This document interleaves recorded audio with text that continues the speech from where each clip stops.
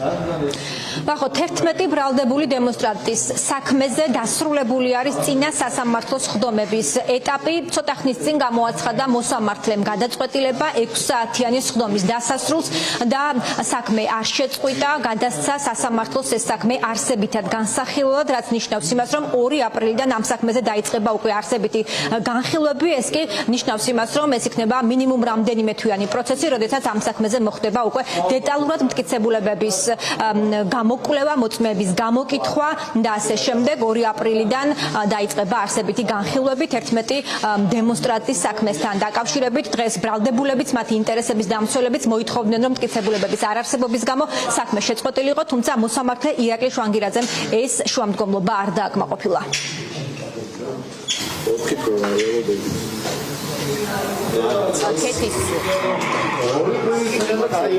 წინ წაიწიონ და აბსოლუტურად არაფერი არ ემატება საქმეს, მაგრამ რა უნდა დაემატოს?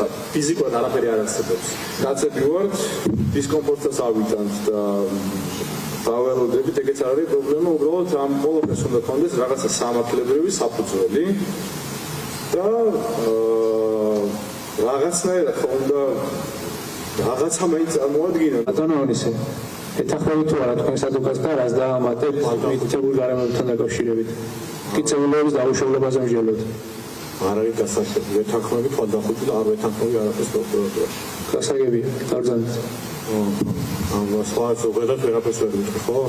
ხოლმე ამ საკითხთან დაკავშირებით უნდა ვისაუბროთ, რაზეც ვსჯელობთ. ეს მეც ვეღარაფერს ვეღარ ვიტყვი. არაფერს რას ფიქრობ, აი ამ საკითხთან დაკავშირებით, რაზეც ვსჯელობთ, შეგიძლიათ ისაუბროთ შეუზღუდავად. სხვა საკითხებზე არა. საკითხებზე არა. რო გამაჩნია ჩემი აზრი, რა ვქნა, სადაც ეს პირადი აზრი ჩემი რო დაპატიმრებული გაქვს და ვერსად ვერ ვამბობ. კეთი, დღეს ემოციური იყო ეს ხდომა ძალიან, ვინაიდან არ მისცეს ხომ საშუალება ჩვენს უკვე უთხარით ჩვენს მაყურებელს კიდევ ერთხელ ვანახებთ თქვენი ჩართვის შემდეგ არ მიეცეთ საშუალება მშობლებს, ოჯახის წევრებს, შვილების და ქმრების და მშობლების ნახვის, ხომ? როგორ იყვნენ ისინი გარეთ?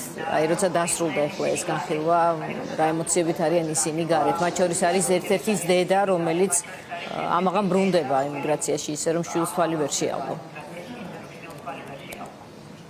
დიახ, ეს არის ირაკლი ქერაშვილის დედა, რომელიც მთელი ამ საათების განმავლობაში იმყოფებოდა სასამართლოში იმ იმედით, რომ მოსამართლე რომელიმე ეტაპზე შეცვლიდა მის მიერ მიღებულ გადაწყვეტილებას და მცირე ხნით მაინც მიეცემოდა ხდომათა დარბაზში შესვლის შესაძლებლობა იმისთვის, რომ წასვლამდე და ქვეყნის დატოვებამდე მას ენახა მისი შვილი, თუმცა მოსამართლემ არც ერთ ეტაპზე ეს სურვილი და თხოვნა ბრალდებულის და მისი ოჯახის წევრის არ გაიზიარა და ის არ შეუშვა ეს დღეს ხდომაზე. პრინციპში შეიძლება ითქვას, რომ დაცვის მხარეს ჰქონდა მოლოდინი, რომ არ შეწყდებოდა ამ საქმეზე, ეს საქმე არ შეწყდებოდა და არსებითი განხილვები დაიწყებოდა, თუმცა დღეს რამდენიმე საათის განმავლობაში ცდილობდნენ ისინი დაერწმუნებინათ სასამართლო იმაში, რომ პროკურატურას არ აქვს საქმეზე წარმოდგენილი რეალური მტკიცებულებები და რომ სასამართლოს აქვს სრული საფუძველი იმისთვის, რომ ეს საქმე შეეწყვიტა, თუმცა ეს გადაწყვეტილება არ იქნა მოსამართლე შვანგირაძის მხრიდან მიღებული. აქვე გეტყვით იმასაც, რომ მოსამართლე ირაკლი შვანგირაძემ ამ საქმეზე დაასრულა სამუშაო, ანუ მას წინა სასამართლოს ხდომების ეტაპი ჰქონდა ჩაბარებული, დასრულებული არის ეს ეტაპი და შესაბამისად 2 აპრილიდან, როცა არსებითი განხილვები დაიწყება, ამ საქმეს ეყოლება უკვე ახალი მოსამართლე. ვთხოვთ ახლა დამატოვებინოთ დარბაზი, რადგან ამ წრეში მონაწილეობის მიღება არ მინდა. თავი შეიკავეთ და მივბრძანეთ. თავი რანაირად შევიკავო, დედმამის ნახვის უფლებას არ მაძლევ. ეგეთი შეუგნებელი მონა როგორ უნდა იყო რო შვილს დედის უფლების გაძევებული ხარ ისედაც მივდიოდი არ გაასაჭიროთ 48 საათში განკარგულების ჩაბარებიდან. დღევანდელ სასამართლო პროცესში ნაძის მიმართვა არ იყო ერთადერთი ემოციური ნაწილი. მოსამართლემ არც ერთი მსჯავრდებულის ოჯახის წევრს არ მისცა შესაძლებლობა შორიდან მაინც ენახათ ისინი. მოსამართლე შვანგირაძისთვის მნიშვნელოვანი არც ირაკლი ქერაშვილის თხოვნა იყო, რომელსაც იტალიიდან ჩამოსული ემიგრანტი დედის დანახვა სურდა.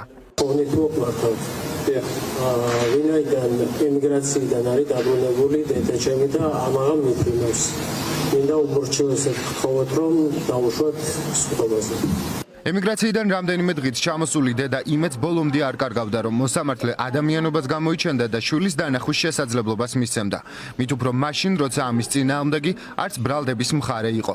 საბოლოოდ კი სასამართლოს დერეფანში შვილთან შეხვედრას დედა 7 საათი უშედეგოდ ელოდებოდა. ამაღამ მიფრინდავ ბრუნდები იტალიაში, იქ ცხოვრობ მე უკვე 10 წლის განმავლობაში ვარ ემიგრაციაში და დღევანდელ დღეს ველოდებოდი ისეთი მოუთმენლად ველოდებოდი და რატომღაც აი არ რამდენი ხანი შეიძლება კიდევ ვერ ნახოთ მაგალითად მე ალბათ შეიძლება 6 თვე ან 1 წელი კიდევ ვეღარ მოვახერხო ჩამოსვლა, იმიტომ რომ ამ გარემოების გამო მოვითხოვე შვებულება სამსახურში და იტალიელებმა გაითვალისწინეს ჩემი მდგომარეობა და საქართველოსში რატომღაც ჩემი თანამემამულეები ამას ვერ ითვალისწინებენ და ძალიან გული მტკივა. პროცესის გახსნის მოთხოვნით მოსამართლეს შუამდგომლობით ადვოკატებმა მიმართეს. ბრალდებულებმა აიღეს პასუხისმგებლობა, რომ არავინ დაარღვევდა ქცევის წესებს. მოსამართლეს განუმარტეს ისიც, რომ დარბაზში მათი დასწრების ერთადერთი მიზეზი ოჯახის წევრებისა და მეგობრების ნახვა და არა ობიექტური განხილვის მოლოდინი. მოგვეცით უფლება, რომ ადამიანებს შევხედოთ აქ ჩვენ ან გულწრფელად გეუბნებით სამართალს მართლა არ ვეცებ. მიხარია რომ ვიღაც მოვა ჩემი მეგობარი, ჩემი ოჯახის წევრი და დავინახავ. მაგისთვის ვარ აქ მოსული. პირველ რიგში და მერე მაგის შემდეგ ყველაფერი დანარჩენს ეტაპები განიხილავს სამართლოსი. იმიტომ მოგვეცით და ძალიან გთხოვთ უფლება. შევხედოთ საყვარელ ადამიანებს. რა გარანტია არსებობს იმის, რომ ერთი და იგივე ხალხთან ვინმე ვიცის, რომ იგივე ხალხი ესწრება, ვინც იმ შემთხვევაში ბრალებში წესრიგი დაარღვია, ანუ ეგ ხო არ ვიცით. და რაზე დაყრდნობით ვაპარაკეთ მაშინ ამ ყველაფერზე, ცოტა გაუგებარია ამ შემთხვევაში. ირაკლი შვანგირაძემ პროცესი იმ მიზეზით დახურა, რომ წინა პროცესზე დამსწრეთა ნაწილმა ბრალდებულებს ტაში დაუგრა. თუმცა მის მიერ დაწესებული ამ შეზღუდვის გამო სხდომაზე არ შეუშვეს საელჩოს და სახალხო დამცველის წარმომადგენლები, რომლებიც მონიტორინგს ატარებდნენ. დაცვის მხარე მიიჩნევს, რომ ამით მოსამართლემ უხეშად დაარღვია კანონი, შესაბამისი მუხლების მითითებით კი მისი აცილების შუამდგომლობაც დააყენეს. გაიჟღერა აქ, რომ თურმე წინა სასამართლო პროცესზე ორმა თუ სამმა პიროვნებამ სასამართლო დარბაზში პროტესტის ნიშნად ტაში დაუკრა. არა, 2 და 3 არ ყოფილა ახლა დამახინჯებულად. თუნდაც 20 იყოს ბატონო მოსამართლე, ჩვენ ვიმყოფებით დარბაზში, სადაც დარბაზი იტევს 150 ადამიანს. თუნდაც 20 ყოფილიყო, თუნდაც 30 ყოფილიყო, თუნდაც 50 ყოფილიყო.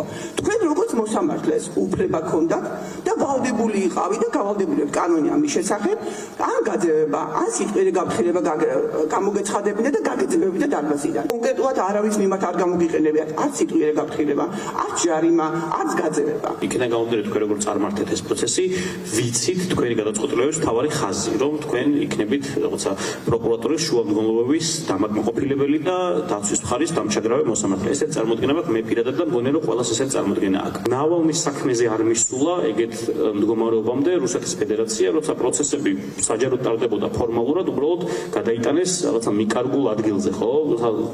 სასჯელის მოხდის ადგილზე და იქ ტარდებოდა, მაგრამ საჯარო იყო თუ ჩავიდოდა ვინმე, შეეძლო რომ დასწრებოდა. თქვენ საზოგადოებას წაართვით თავიდანვე იმისი შესაძლებლობა, რომ დარწმუნდეს, რომ სასამართლო არის სამართლიანი და მის გადაწყვეტილება იქნება სამართლიანი.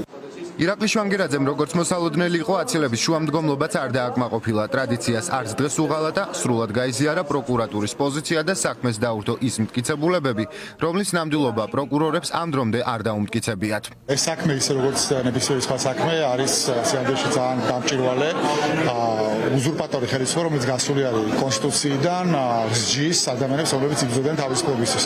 ეს არის ძალიან მარტივი ფაბულა და ნებისმიერ ადამიანის მარტივად გასაგები, ვისაც აღიაზრია შერჩენილი. დახურული არის ორი მიზეზის გამო, რატომაც ხურავენ. ერთი ის, რომ არ უნდათ რომ ინფორმაცია გამოვიდეს და ბევრმა ინფორმაციამ გამოჟაბოს იქიდან და მეორე უბრალოდ ამწარებენ ამ ადამიანების შობლებს. 11 თვე ივანიშვილის პირდაპირ მნიშვნელობით ეს არის ძალიან გამბედავი საქართველოს მომავალი ახალგაზრდები, რომლებიც არ ეგუებიან რეჟიმს, არ ეშინიათ ბიძინა ივანიშვილის ტყვეობის და იბრძვიან ამ ქვეყნისთვის. თითოეული ჩვენთაგანისთვის იბრძვიან.